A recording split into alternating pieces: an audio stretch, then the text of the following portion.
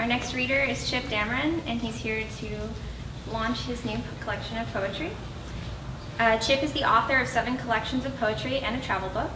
His poems and essays on contemporary writers have appeared in such periodicals as Texas Quarterly, Southwestern American Literature, and many other publications from around the world. A 2-time nominee for the Pushcart Prize in Poetry and a member of the Texas Institute of Letters, he lives and writes in Brownsville, Texas. Chip. Thank you.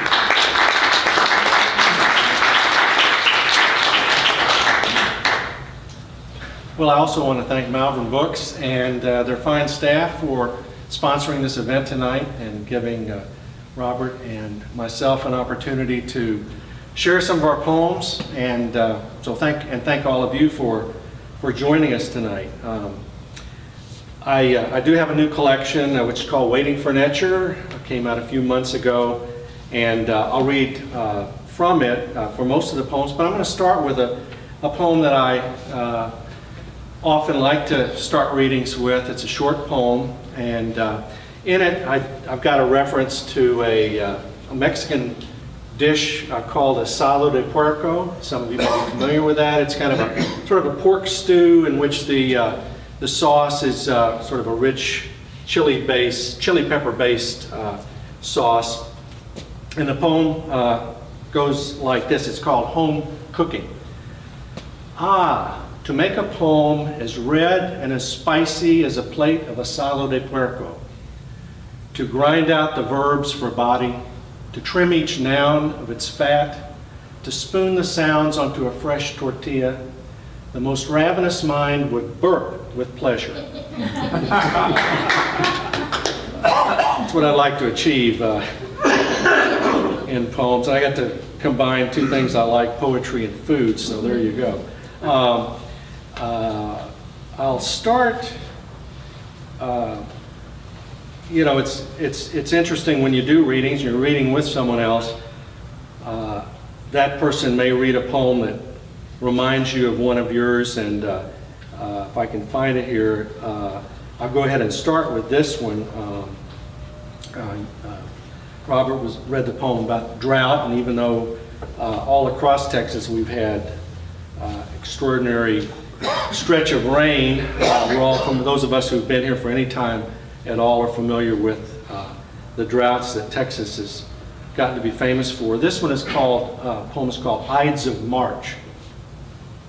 Even when the wind blows hour after hour, dry as an open mouth, people think their cars will return from the mall or the office to their homes. Night might bring coolness and closure. Something might pry loose the roof of the world and lave their lives with wet smells and sounds and fits of laughter. And when your eyes glisten in the rain, I forget what the wind seemed to say. I used to live in Austin from the early 70s up to about the mid 80s. Had a great time here, and some of my friends from that period are here tonight. I'm pleased to connect to a number of folks again whom I haven't gotten to see frequently. Over the last 30 years, my wife and son and I have lived in Brownsville, a good deal south of here, and I taught until a year ago at the university there. You know, Brownsville's an interesting place, as all places have their interests. But you know, Brownsville is really the southernmost city that we've got in the state, and it's right on the river. And Matamoros is across the river, probably 4 or 5 times larger than Brownsville. And it's a place where, you know, being a border, it's a place where things come together and rub against each other, languages, cultures, ways of looking at the world. So it's been a stimulating place to be in a number of ways. Some ways, in one sense, it's frustrating because it's sort of the end of the road when you head south, and so it's not a place that people frequently pass through, like you pass through Austin or San Antonio on the way north or south, or whatever. And now with all of the violence that we've got in Mexico just to the south of us, people less frequently come through on their way to Mexico. But nevertheless, it is an interesting location, and I've got some poems. I've got a section in the book that's called Along the Border with poems that are located there, and I'll start off with a few of those now. This one is, it's called Afternoon of Gifts.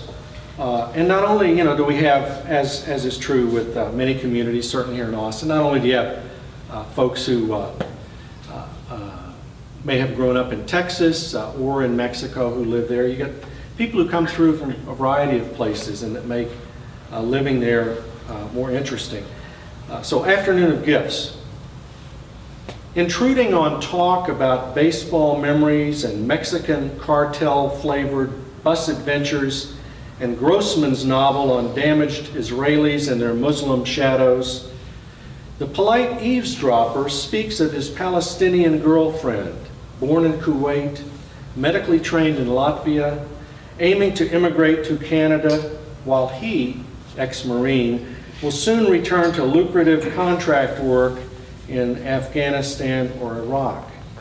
He pulls out a handcrafted souvenir, a metal keychain missing its keys, a faceless form joined to the daggered landscape of Israel, Arabic lettering along one side, and gives it as a memento to our chance exchange in a Texas border coffee shop, center of a narrowing universe.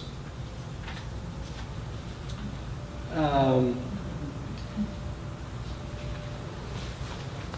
like to take walks in the neighborhood and around town.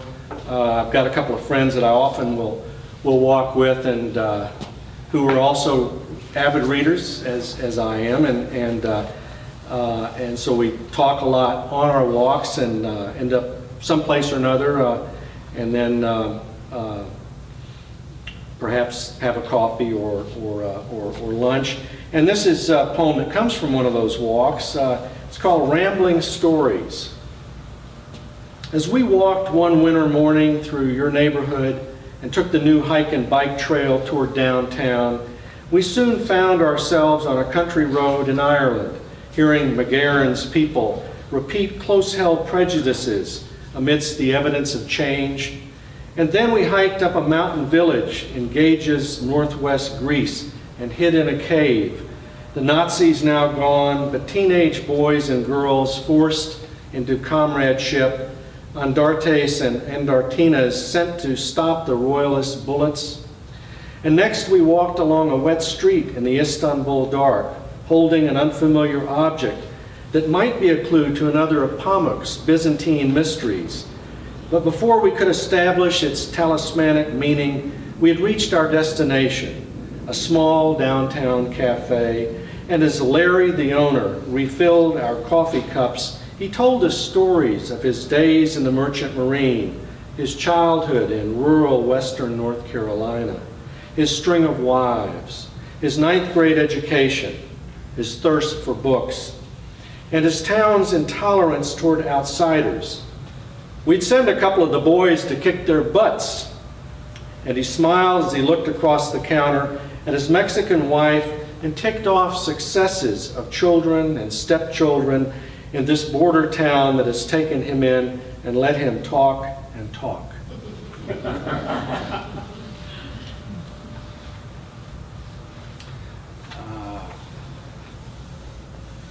Here's a poem called Semantics. TV newscast at 6. Last night, an elderly woman, age 62, was struck by a car and died. Not touched directly by this trauma in a nearby border town, I wonder instead when a woman or man officially becomes elderly, old, failing, largely ineffectual. Some clans speak of elders instead. They're tempered souls those tempered souls who tell vital stories, tell a watchdog from a wolf. At 65, on long walks along neighborhood streets, I guard against distracted drivers, monitor my trick knee, and listen to ducks whistle overhead, then disappear like arrows into the blue beyond the rooftops, unsponsored and unmoved by human definitions.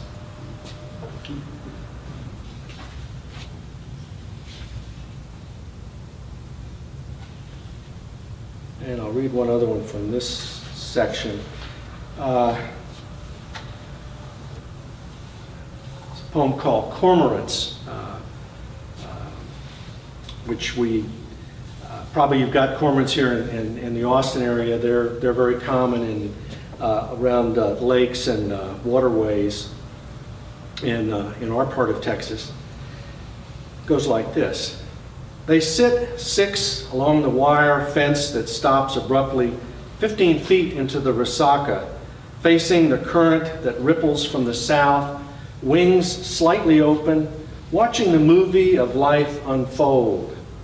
As the afternoon lengthens, their baritone clacks reverberate, and when long shadows tell them it's time, one dives off and bounces toward liftoff, then another and another, all 6 now lining their way to the night's roost, leaving me to wait for the final credits to end.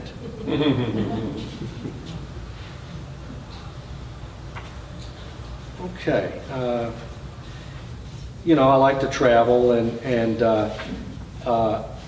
often trips lead to poems either during the process or at a later time. And this is a poem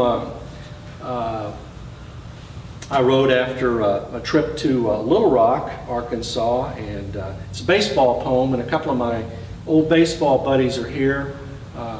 Kurt and Evan, who were, along with me, were members of a softball team called the Quarks here in the 70s into the 80s, and then I don't know how long it lasted because I was gone.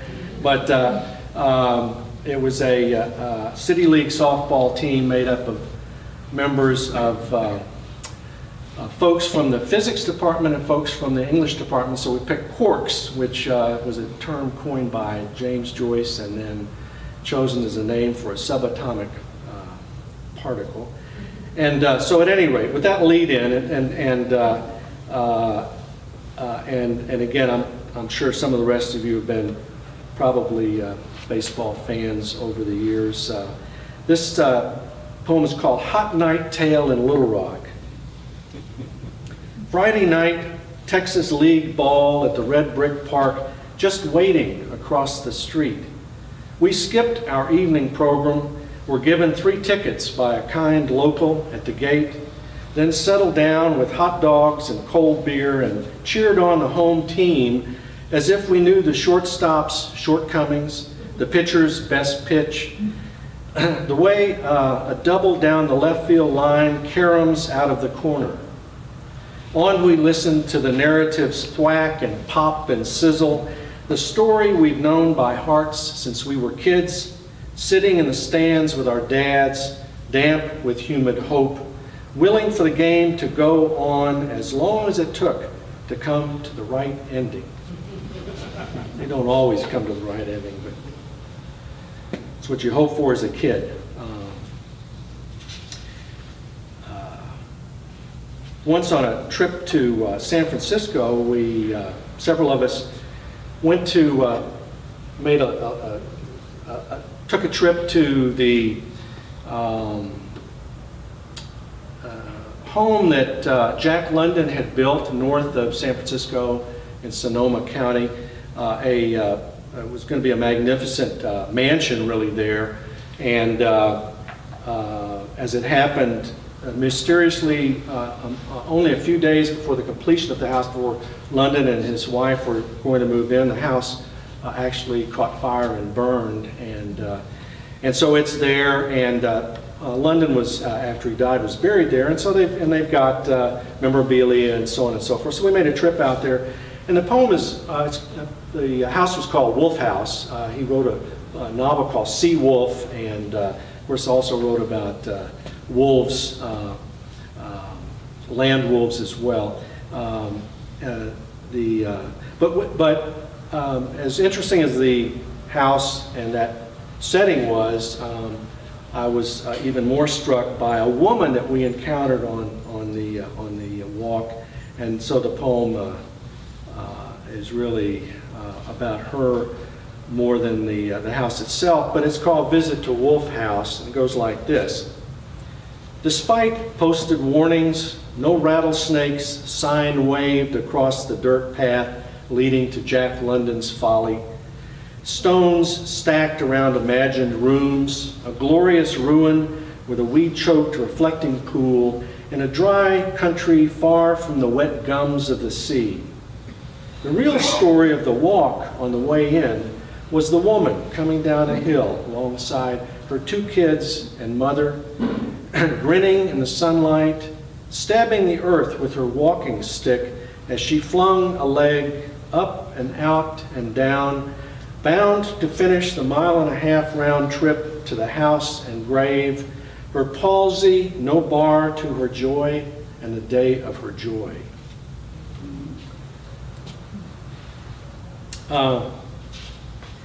As many of you know, those of you who are James Joyce fans or aware of some of the stories about James Joyce, one of his great books is it's called Ulysses. It's one of his great novels, and it's that work is really commemorated once a year on June 16th, which I guess is about 12 days from now. And I know that here in Malvern, aren't you going to be having a Bloomsday reading on that day? And if I were going to be here, I'd come by and listen in and maybe participate.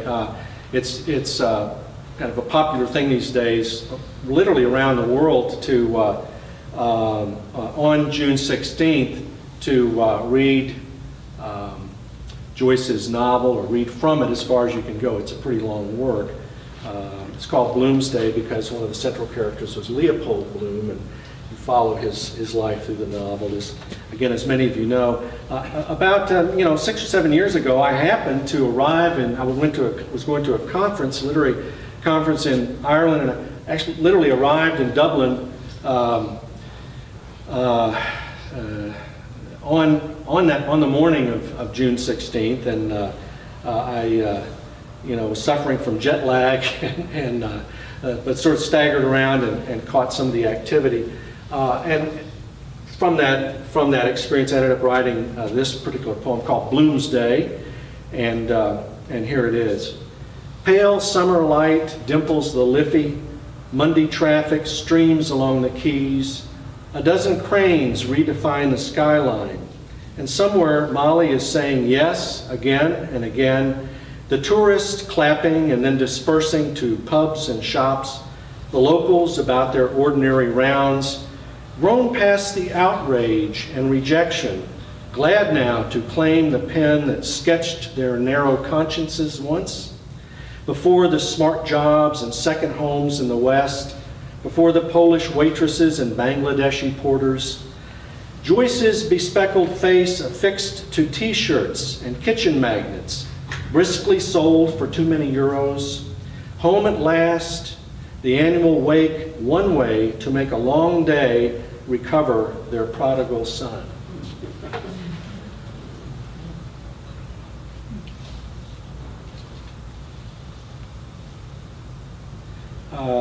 I've got some, in the book, I've got a series of quite short poems that I call postcards, and I actually wrote some of them onto postcards and mail them or have over time as a way to try to capture impressions of places. And I'll read a few of those. Again, they're short. They're basically 3 two-line stanzas, and I guess they're more like somebody said they're like a tanka, or I guess a haiku or whatever. I'm not following any particular pattern in the poems, but they are brief and say a little bit and then stop. This one is called In Sligo, and Sligo was a gorgeous setting there. And while we were there, during our time there, I was also thinking about a story I had read about Alexander the Great, I guess before he became the Great, when he was Alexander chomping at the bit to become great. He made a visit, legend says, to Delphi, and so that plays into this poem as well. As I walk past the world-centering Omphalos and take in tiered ruins on Parnassus's fragrant slope, where no Pythia now inhales the fabled, trance-inducing fumes while priests interpret her ecstatic raving, I think of Alexander, impatient to make his indelible mark, grabbing her by the hair until she blurted out, "Invincible!" Then striding off past the waves of poppies, their bright red throats clotted with black crosses, toward a future that would prove to be fatally unpredictable.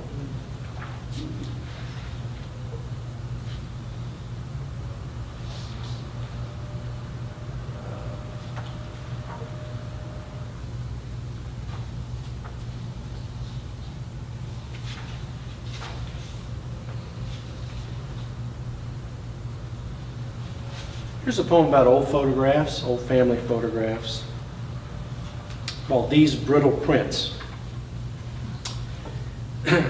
They were a different couple then, smiling shyly on the steps of a white boarding house in one, next to a black Model T in another, staring across a deserted landscape, somewhere west of San Angelo, trying to read what the looming clouds might mean. By the time they emerged in color, he was blind and kept to his radio. She was broad and dipped snuff. My grandparents. Sorting through these stories about son and his older sister, I finally found Dad there in that windswept world, peering out from the back window, hoping to reach the Pecos by afternoon and catch his first fish, the one he's holding like a bar of silver, feet apart, squinting against the future. I've got another group of poems that I call tributes, and I'll read a couple of these and then I think maybe one other and wrap it up. This one is to a woman. I'll go back to back to the valley, back to the Rio Grande. You know, as you no doubt read about 7 or 8 years ago or so, during the Bush administration, the decision was made to reinforce the border by building a long fence, preferably every inch of the way from the mouth of the Rio Grande to Colorado, to California, but which that has not happened. But certainly, significant chunks of the border are now graced with fences that are difficult to climb, very tall, and so on and so forth. And that created lots of problems. Initially, when plans were announced about this, we actually learned that our campus there in Brownsville, which actually borders the river, would have been bifurcated by the fence, and the the folks in charge came to their senses on that. But one of the other consequences of the building of the fence down in our area is that many people who had property along the river discovered that the fence was going to literally cut their property into two parts. In other words, it didn't run right up against the river. It might be in, 50 yards or so, and all of a sudden, half of their property or some portion of their property was not easily available to them.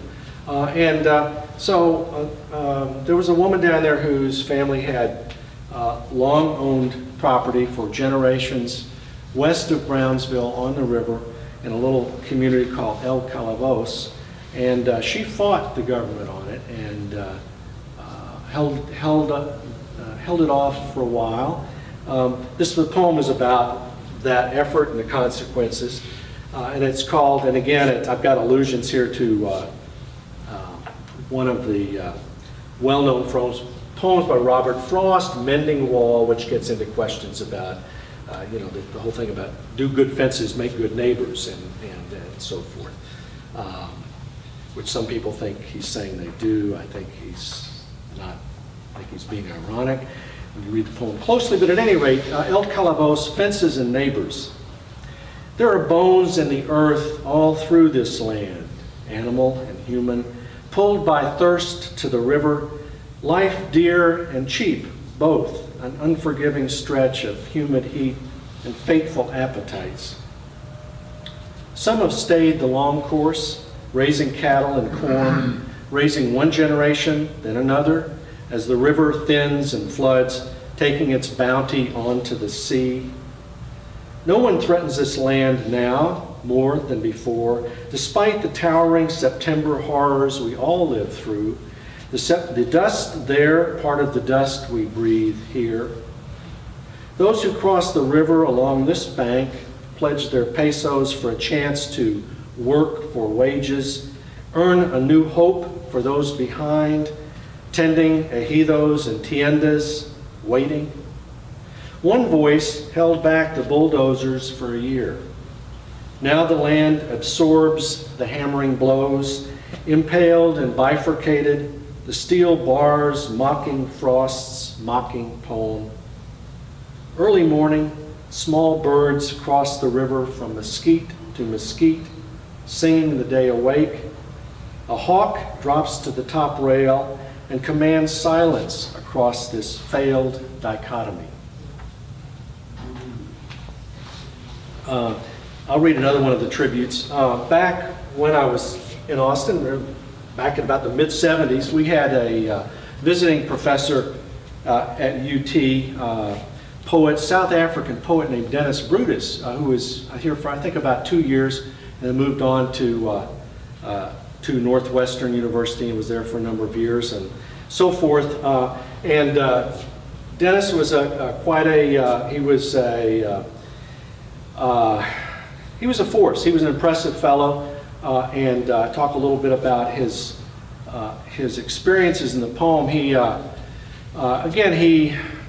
had protested the apartheid and many of the activities and the events going on in South Africa. As a young man, he was a teacher and professor back then, and at one point he was arrested, and when he tried to escape, he was shot, and then was sent to Robben Island, where he was incarcerated along with Nelson Mandela for a period of time, where Mandela was kept there for a much longer period of time.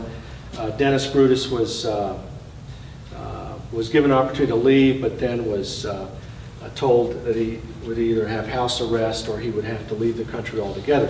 At any rate, the good news for him in his life is that after the remarkable changes occurred in South Africa, he was able to return and then spent the late years in his life there, and then ended up dying about 4 years ago, I'd say, in South Africa. So he was able to return to his homeland.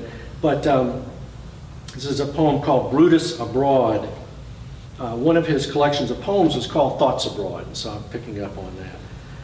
I had hoped to see you one more time, trade poems and friendly jokes, listen to you tell of your journeys across continents and ideologies, but I am left now with memories and shards from your travels, words that cut or heal as needed, gifts to those who lived your time and those who are following in their own time, the young perhaps not ready to know yet what it meant to be banned, shot in the back, imprisoned, a wanderer in exile, but your testimonies will tell them when they are ready about living widely and loving fully, great troubadour who sang for us all. And I'll read one last poem, and this is the poem for which the collection is titled. If I find it here, it's when I was putting the collection together and thinking of what might make a good title, one of the poems that I decided to include is called Waiting for an Etcher, and I thought, you know, maybe that's a nice title for the collection, and that's what I chose. So here's the title poem. Night steals in with its memories of early love and somebody's death. You hear a crow call out in fear, and you smell coyote coming nearer. But when you wake, the light turns crow to grackle, coyote to cat. Love's just a shadow, and death, ah death, an image on glass, waiting for an etcher. Thank you.